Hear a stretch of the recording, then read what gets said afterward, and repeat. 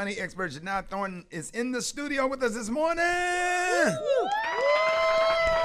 We're so excited, man. Always good to be broadcasting from Classics 102.9. And this morning we got some questions that the listeners sent us in the DM. First up, we got Terrence from Janai. First of all, how you doing this morning? Good morning. Got Happy on to your be here North this morning. Carolina A&T gear this Aggie morning. Pride. Aggie Pride. Founded in 1891. You see that? We're clear about that, right? Yeah, 18. When was FAM founded? 4 years before your university. Oh, Ooh. okay. That's I when we felt were, that. yeah. I felt that, Maria. I felt that. Ooh, you didn't have to say it. 1887, but Oh, it's yeah, all right. say that. We led the way. It's all good, though. It's HBCU love. Oh, Absolutely. That's something. And we got some, and thank you for joining us, bringing all that HBCU love over here. Also a member of Alpha Kappa Alpha Sorority Incorporated. Shout out to Dr. Glenda Glover, former president. She's retiring from Tennessee State University. I had an opportunity to be with Star Jones and Madam Supreme. Our Madam Supreme Bachelor. Oh, my former God. Madam Supreme. Absolutely. Yeah, yes. man, so good to be with them. We look forward to celebrating their y'all's boulé. Our Boulay, yeah, With coming them, up this summer. Coming yeah. up to some Dallas, Texas. So Come I'm on now. Really, yeah, you already know. I know. I'm really looking forward to that boy. They're gonna be in there. You heard me. They're gonna be in there. You That heard sounds me. really dainty and bougie. And it sounds like booty. The boulé. That's the how you boulé. make it sound. The boulé. The boulé. Yes, sir, boulé. man. So we got first up we got Terrence from Flint, Michigan, and he said his 28-year-old adult son asked him to co-sign for his new car, and he doesn't want to co-sign, but his wife thinks that they should. What do you think about co-signing? Whew. Well, co-signing is not a form of love. Yeah, co-signing means you are willing to accept 100% of the responsibility for someone. So that means whether they get sick, lose their job, don't feel like paying, a little life happens, you are willing to accept 100%. So if you can confidently say that, then it's a good idea. If you're like Brad and you're like, maybe that's not the thing to do. Yeah, I was always taught don't do that. Yeah. My grandmother always said Yeah, that. don't do it. co-sign for nobody. Yeah. I'm not an advocate of co-signing at all. Yeah. Well, Ava from Nashville, Janai, she's from Nashville, Tennessee. She said she was in a bad car accident 2 years ago. And last week she received $350,000 from the insurance company. Now, she hasn't told anyone that she got this money. What should she do with the money, That's a Janai? good question. Well, first of all, I bet you her real name is not Ava. It But better not be. Right. She's probably not from Nashville. She's hiding. Okay. The thing that I tell people, whether you come into $350,000, $3,500, whatever it is, the first thing to do is to do nothing.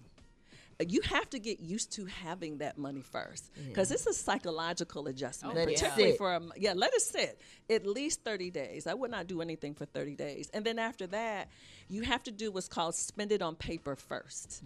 That means you need to see it, write it out. Don't make any emotional decisions. You don't want to go ball till you fall and shop till you drop. Just literally spend it on paper first, and then you'll know what to do after about that 30, 45-day period of time. That's good. Yeah, you got to sit with it. Yeah, I like that. I always say when it's written, it's real. So Right. have that connection. So Joy from Augusta, Georgia said her 19-year-old son is a sophomore in college, and she just found out, Janai, that he is on academic probation and will probably lose his scholarship due to bad grades. Now, she wants to know what she should do if he loses his scholarship. I want to know why he's losing it. Did he have some health problems? Did someone close to him pass away? Like, what happened? Because if it's a legitimate reason like that, you can petition to keep the scholarship. Oh. Yeah, people don't realize you can actually petition. Now, if it's something else, he was just having a good time, not being responsible. A lot of us, our kids might have to kind of come home and regroup. I've had to do that with my kids before, too, kind of take a semester to regroup. My husband made my son get 2 full-time jobs, and we never had a problem academically ever again. So wow. if they come home, they need to come home purposefully. Right. Though. They can't just come home With and a chill mission. out. With chill. a mission. And chill, and it has to be more painful. We're going to school. They're like, "Ooh, thank you, Jesus! I get to go to they school." be so tired they don't even feel like they in the house. Let me tell you something. My husband said, "I don't ever want to see you," and we never had a problem with him again. Graduated and high fives all around. Been moving forward since then. That's awesome. Yeah, need a little regrouping time Yeah. sometimes, though. Nothing wrong with that. Yeah, but you didn't make it real easy. Oh no! Yeah, you can come stay here, but here's what you need to do. This is what you Right. got to and do. give us the money. We're going to put it up for Come you. on now. Yeah, You yeah. got to have a plan. playing. My grandparents didn't play, man. I would give my granddaddy my whole check. Right. And then when it came time for me to get my first apartment, get a little car, my grandma would go in that china cabinet. Right, right. Come on now. Yes. The nice little china ball, and she pulled that top off, and you got you a whole stack of money. Away, Go right down there, get you a little Toyota Corolla, and get you a little furniture set. You got everything you need. Here you go. Paid for. Yes, sir. I'm talking about I gave my grandparents every dime. I was working at Showbiz Pizza, and I was working at Foot Locker. Come on. And I was working. I would sell the hell out of those accessories. Right. Because that's where you made your commission. The headbands. Right. Yes, and the socks. Come on now. Boy, stole me some British nights out of there. Anyway. He's so crazy. So Rickey from Charleston, South Carolina said that he is a person in his family that everybody comes to when they need to borrow money. Brett and I, we talk about this all the time, and he is sick of it. How can he set boundaries with the family? I'm gonna piggyback off of you. You go. Because I wanted to know what you or Brat were going to say about that. Because I'm like, I know people just automatically think y'all can be a bank. So how have you all set your boundaries? How have you learned to tell people no? You don't learn. You just say no. I got an idea. I say no. I bought them all off. What you mean? If you ask for $600, I don't have to give you $600, but I'm gonna negotiate $250, and I'm gonna let you have it. But you got to promise that you can't ask for nothing else. Think about it and get back with me. So a little thinking time. It's all about what you negotiate. Right. I love that. I just don't respond. Is that you just ignore folk? Yeah, they should get the message after a few days or weeks. Right. Or months. But then the family reunion, the funeral, and the wedding be awkward. No, it don't.